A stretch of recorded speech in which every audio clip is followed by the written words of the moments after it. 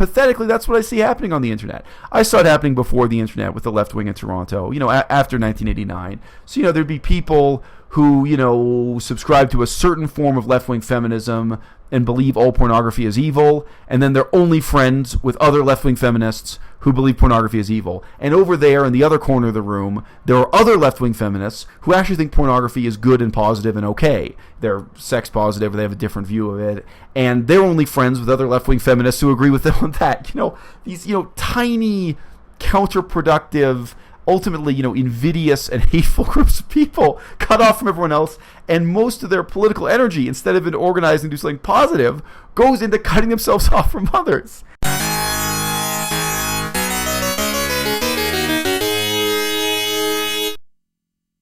I think Durian Ryder is wrong on so many levels. I think our most beloved vegan gurus right now are wrong and flawed on so many levels, to the point where it's dangerous for what you want to call maybe resembles a movement, which it doesn't, but I'll go with it because you guys love to use that word, movements and community.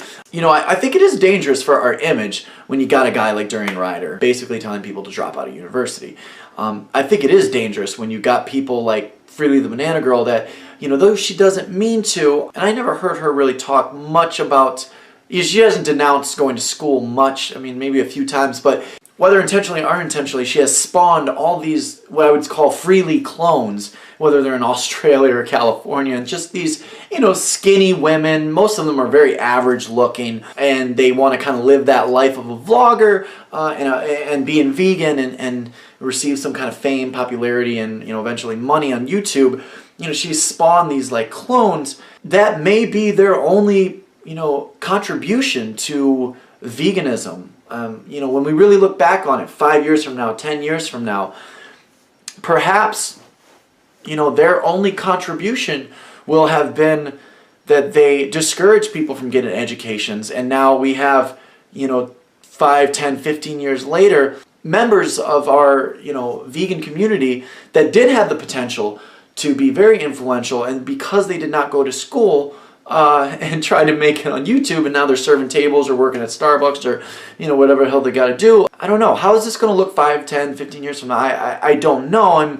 I'm merely offering a different angle. Still to this day, I get emails and messages demanding that I denounce the Vegan Cheetah. For those of you who don't know, you can enjoy and understand this video without knowing who he is. He's one of my fellow vegans here on the internet, engaged in digital activism, digital public education, using social media to get people talking about veganism in various ways. And he's a guy who, in many ways, I do not have much in common with. I've commented many times, it's hard to imagine that if he and I had met face-to-face, that we would have become friends. The guy is such a heavy smoker, he's such a heavy nicotine addict, that it's hard for me to imagine sitting in the same room with him and having a conversation. Maybe if we were outdoors on a porch, and the wind was taking away the cloud of nicotine that's around him all the time, maybe I could put up with his company. But in so many obvious ways, he and I are guys who are just very different, who just have nothing in common. And it's kind of sad to me that people can't look at the friendship we have and say, gee, isn't that wonderful that two people who are so different, who have so little in common, have this one thing in common, have this, ethical commitment to veganism in common, and they're able to build a kind of friendship around it. Very unusual, very rare sort of friendship. Can you imagine a world where vegans don't just get on YouTube and, I guess, try to, get popular, make money, spread the message by any means necessary? Can you imagine a world where the same vegans get the fuck off of YouTube once in a while, receive some diplomas, get their degrees, pursue an education, and actually get real influential jobs and positions out in the real world? Imagine a world where members of the police department in your local town happen to be vegan. Imagine a world where members of your local TV stations, radio stations, any kind of influential media company that's constantly providing content, whether through cable or the airwaves or whatnot. Imagine if these people happen to be vegan. Perhaps the producer of a major television network in New York City or Los Angeles happens to be vegan. Imagine a world where daycare workers, teachers, professors happen to be vegan. Imagine a world in the medical field where medical directors, medical administrators, hospital administrators happen to be vegan, and what that could lead to. The kind of influential positions that are really going to, we are going to need to obtain if we're going to actually have an impact on the society. On the one hand, there's this theme I've already talked about so many times, the issue of tolerance. I have videos that begin with the word tolerance and end with the word tolerance, and where I come back to again and again this concept I've been laying down, that politics, the virtue politics requires, is tolerance. And being tolerant of someone else is very different from agreeing with them. Being tolerant, you don't tolerate people you have everything in common with. You don't tolerate people you think are right. You tolerate people you think are wrong. The internet has kind of exaggerated a tendency that was already widespread in the left wing, I think after 1989, after the fall of the Berlin Wall, where people on the left really defined themselves by a sort of moral purity that consisted in denouncing others. On the internet, obviously, there are people who literally spend hours each day, whether it's on Twitter, on conversation forums, whatever, denouncing others for being morally inferior to them. And still to this day, I get fan mail from people. I just got one the other day that was very sincere. Someone writing to me saying that they were a huge fan of my channel. They were a huge fan of me, but that they were never again going to watch my channel or my content because I had not denounced the Vegan Cheetah, this other guy, for his opinions, for things that, some things that I do disagree with, and other things that I'm indifferent to, but just illustrate how different he is from me, that are more idiosyncratic, you might say, not necessarily matters of principle or what have you. I got 2 points here. First, there's a difference between debate and denunciation. And none of these people ask me to debate the cheetah. None of them are asking me to engage in, I wish there was more debate, even between me and the people who are currently my supporters or my fans. I mean, it was wonderful that I got support from Vegan Gains. I don't have a lot in common with the guy. We're both vegan. Obviously, there's room for debate there. Debate is not denunciation. I was wonderful. I've gotten support from Unnatural Vegan. Thanks to her for shouting me out and so on. She's done so in the past. She did so again now in this, somewhat surreal circumstance of living in. However, again, there's a difference between debate and denunciation. There are many things I disagree with her about, and I think they're worth discussing. I think they're worth debating. I'm not going to denounce her. I'm not going to do what these people are demanding I do with Vegan Cheetah. I'm not going to say she's a terrible person or what have you. I'm not going to turn this into a proof of my own moral purity by showing how intolerant I am towards her. The whole point is to tolerate and cooperate with and, build constituency with people who you do disagree with. And I don't mean this with any hate in my heart. Like I said, Freely was the one that originally inspired me to go vegan. And I'm sure she's inspired lots of others to go vegan, but same thing with Durian Rider, but there is definitely negative consequences that we can speculate, that we can almost foresee, and you can kind of see what's going on right now. The Freely clones, the Durian Rider cycling clones, and this idea that, if we just upload YouTube content and go troll people in public. That's another thing. A lot of people want me to go troll people in public. Well, is that really going to make a difference? And maybe entertaining for you guys here, when you see Joey Carbstrong, you know what I mean, going out in public with his microphone, and he thinks he's making a big difference and everything, and that's great, and it may be entertaining for you or I. What is he really doing with his life, though? You know what I mean? There is a Charles Marlowe that I knew, the original Charles Marlowe, before the drugs did the damage to his personality that they've done, because he's done a lot of drugs over the years, and they've changed him, and nothing's changed him more than the meth, though. Oh, yeah. I'm telling you. And that's the scary thing. Nothing has changed. Like, he did pills and all kinds of things, but he used to be a different person. Charles and I grew up together, not like in diapers, but, ninth grade, basically high school. We had bands, and music projects growing up, and also I got into music production. I produced, as people know, a lot of his songs, and especially his most recent songs. What was it like living with him? Oh man, he would usually be waking up and he didn't know I was still awake sometimes, and I would see him or witness him, being high, and I knew he was doing meth.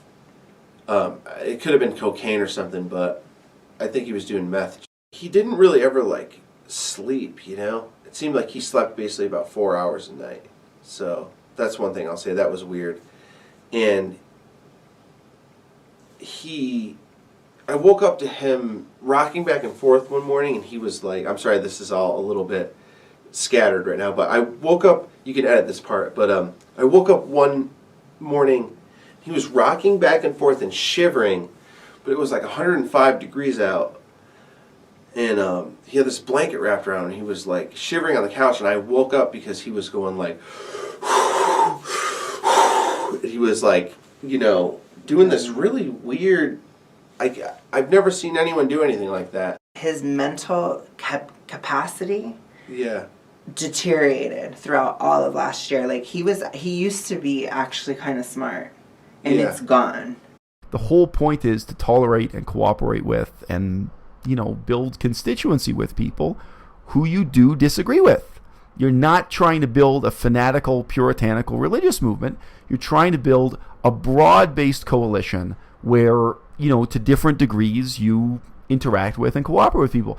I've met several people through veganism who are heavily into BDSM, into being a dominatrix or dominator or this kind of stuff. Now, I'm not against it. I don't see it as it's not morally offensive to me, but that's not what I'm into. That's not who I am. But why? What are you going to have this attitude of kick out everyone who doesn't agree with you on this unending list of moral principles that tries to define who you are as morally pure?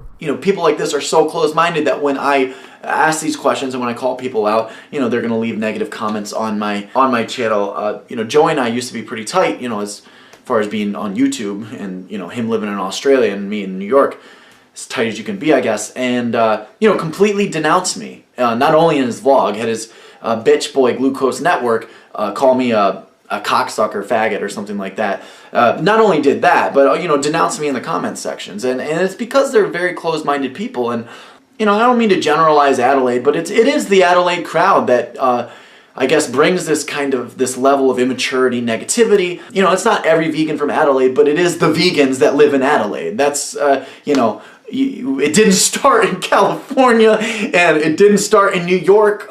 This started in Adelaide. I don't know if it's a cultural thing or what. Think about all of the terrible, unforgivable things the Catholic Church has done. And now think of all the terrible, unforgivable things that the Vegan Cheetah has done. Charles, this internet personality, you guys are having such a great time tearing apart. Now, if your point is that morality is contagious, that I have to cut myself off from someone and denounce them as evil, because if I don't, their immorality is going to catch on to me like a disease, that I myself am going to be infected by how politically incorrect they are. That's the thinking here, is that if I don't cut off and denounce Vegan Cheetah because he's made some comments about what kind of women he wants to sleep with on his Instagram or these kinds of things, which may be in bad taste, and you may be offended, and you can write into him. I think he actually does reply to fan mail and hate mail of that kind. He's aware of the fact that a lot of what he says is somewhat offensive. The idea is, if I don't denounce him and cut him off, then I am tarred by the same brush, I'm blackened by the same sin, and I catch the disease. I become as bad and evil and immoral as him. Well, let me tell you something. The Catholic Church, within my lifetime, has covered up atrocities, including pedophilia, sexual exploitation of children, on an unbelievable scale. In Ireland, Spain, South America, Asia, around the world, of course, in the United States of America, in Canada, oh God, and what they, residential school crisis, history of the Catholic Church in Canada, the sex crimes alone during my lifetime that the Catholic Church is guilty of are so much more serious that there's a solid argument that I should refuse to be friends with somebody who supported the Catholic Church during this time, or somebody who still supports the Catholic Church today. That makes a lot more sense than cutting off someone like Cheetah, who's a vegan and who's pursuing activism in his own way, who's discussing these issues in his own way, and who, says and does some offensive things, reflecting the kind of guy he is, which is very different from the kind of guy I am. And yet, we've all been trained. We all do know that tolerance matters. We all know that you have to tolerate someone who's a Catholic or who still supports the Catholic Church despite this, even if you don't agree with them. Tolerance only matters when you don't agree. When you do agree with them, tolerance is irrelevant. I think we as vegans, we should encourage each other to go and get education, to pursue diplomas, certificates, degrees, pursue careers off of YouTube. We can do YouTube too. We can do social media. Believe me, guys, I'm on YouTube and I'm streaming every single day, posting to Twitter, Instagram. I'm very, very into it. But raising my social media profile, also gaining a degree, an education, it puts me in a different league than somebody like Durian Ryder, Freely the Banana Girl, Vegan Gains, Vegan Revolution, all these guys. It would put me in a different league, and it's going to put you in a different league as well. You can do the bodybuilding thing, you can do the vegan thing, but I'm encouraging you to just take a look at it. Would an education make my life better? I disagree with you, but I'm going to respect you up to a certain point. It's less than respect. It's tolerance, people. You can feel free to disrespect them. You can feel free to disagree with them. But this is a whole different approach to life on Earth. And look, if you go back a little bit further, it's not just sexual exploitation of children. It's not just the sex crimes of the Catholic Church. The Catholic Church is guilty of genocide on an unbelievable scale, of crimes against humanity on almost every continent on this earth. And really, if you look at the history of the Christian Church in India, there are episodes that will horrify you. So all kinds of places that are not famous for the Catholic Church being barbaric, the same way, for example, South America is, or Australia is. The role of various Christian, the Anglican Church and the Catholic Church in Australia and Canada, what they did to Aboriginal people, it's unforgivable. It leaves a stain on the whole history of the human race, and of course, it has to shape the way I view Catholicism and anyone who would make excuses for and in support of Catholicism today. It does, in a really deep way. This is deadly, deadly serious. Whereas most of the things people hate Cheetah for are basically a joke. Now, so as I say, if you were really going to apply this in your life, if you were really going to be intolerant and judgmental in this way, you would have to cut off almost everyone who was a member of a mainstream religion, but certainly Catholicism, Anglicanism, most forms of Christianity. And you would have to seek out the company, a very narrow group of people who agree with you on a long checklist of things. And pathetically, that's what I see happening on the internet. I saw it happening before the internet with the left wing in Toronto, after 1989. So, there'd be people who, subscribe to a certain form of left-wing feminism and believe all pornography is evil, and then they're only friends with other left-wing feminists who believe pornography is evil. And over there in the other corner of the room, there are other left-wing feminists who actually think pornography is good and positive and okay. They're sex positive, or they have a different view of it, and they're only friends with other left-wing feminists who agree with them on that. These, tiny, counterproductive, ultimately, invidious and hateful groups of people cut off from everyone else, and most of their political energy, instead of in organizing to do something positive, goes into cutting themselves off from others. Now look, I've already said a bunch of times, you tolerate people when you disagree with them. I don't agree with Cheetah's use of the N-word, which my impression is he doesn't do frequently, but he has been caught a few times using the N-word on camera. I don't think it's appropriate. I don't think it's good. And I wasn't aware of it until a certain channel drew attention to it. And when I saw this video on this other channel, I wrote to the guy and said, that's interesting. You know what? I'll talk to Cheetah about it. And I did. We had a conversation about it in which I, expressed my reasons for disagreeing with him, and he expressed his reasons for living the way he does. And living the way he does reflects the fact that he's an ex-convict, and some of his use of language reflects habits he picked up in prison and so on. And that's it. I communicated to him as one human being as another, why I disagree with him, what my concerns were for the future, for how people... And you move on. Am I going to cut him off and refuse to speak to him ever again for this reason? And conversely, if you meet someone who is a member of the Catholic Church, who gives money to the Catholic Church, who is giving money to support this organization, and who may be making excuses to justify and vindicate that organization despite the terrible crimes against humanity they've committed just within the last 50 years, and I mean, God, go back the last 500 years, unbelievable. What is the meaning of tolerance in our lives? So thank you so much for watching this video. Leave your comments, criticism down below. Please do give this video a like because it really does help me out. I close on this note, people. Sympathy. It's not an emotion to be wallowed in. The point of sympathy is not for you to feel good and pure and superior to your fellow man who lacks sympathy. Okay? Sympathy is an analytical tool. Sympathy is so important in politics because it helps you understand other people. You should use sympathy to understand the perspective of the other side. You should use sympathy to understand the perspective of people on your own side. You should use sympathy to understand the perspective of people who want to cooperate with you, who want to collaborate with you, but who may be profoundly different from you for reasons as obvious as the fact that they're a Catholic, they're an ex-convict, or hey, you know, they're gay and you're straight, even if you're not homophobic in any way. You know, sharing your life with and cooperating with people who have fundamentally different religious views, different sexualities, different views of the world, you know, it's a challenge.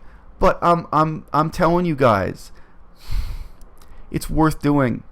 It's worth making the effort. It's worth having an open mind and an open heart and reaching out to your fellow human beings, not to mention your fellow vegans, and trying to make something positive happen. It doesn't always work out. Sometimes you meet people and they're actually neo-Nazis. They're actually communist extremists. They're so far left-wing or so far right-wing or such religious fundamentalists you can't deal with them, and you say, look, I tried, now I'm done trying and I'm going to move on.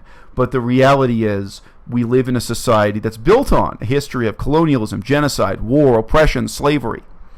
And we're surrounded by all kinds of people who still support those things. I've met so many Australians who are still pro-genocide, who still actively support, you know, their recent history of destroying their Indigenous people. I've met so many white Canadians who are pro-genocide, who, you know, because I was working on First Nations, I was much more aware of this, who support basically the extermination and forced assimilation of the last remnants of our native peoples and their languages, who want to see that disappear, you know. And of course, to me, that's deeply hurtful. But I used to live in Cambodia. Cambodia is full of people, now elderly people, who committed atrocities, crimes against humanity, who were involved in what we call genocide, but mass murder in Cambodia. And at the end of the war, they didn't have trials. Those people just settled down and became normal law-abiding citizens and lived as neighbors with the people, some of the people who used to be their victims. Okay? So life is full of these kinds of deep and terrible contradictions. And the question of how Catholics and atheists and all these different views and beliefs can live together and work together and cooperate together in society, that's a question really worth pondering. And on a tiny scale, vegans, who are maybe 1% of the world's population maximum, I think we're way less than 1%, but I have no viable statistics for it. Within this tiny minority, you really want to break it down further. You really want to send me email asking me to denounce the Vegan Cheetah because of his blunt opinions about what he finds attractive in a woman. Look, shame on you, okay? I'm trying to do something positive. I hope you find it in your heart to do something positive too.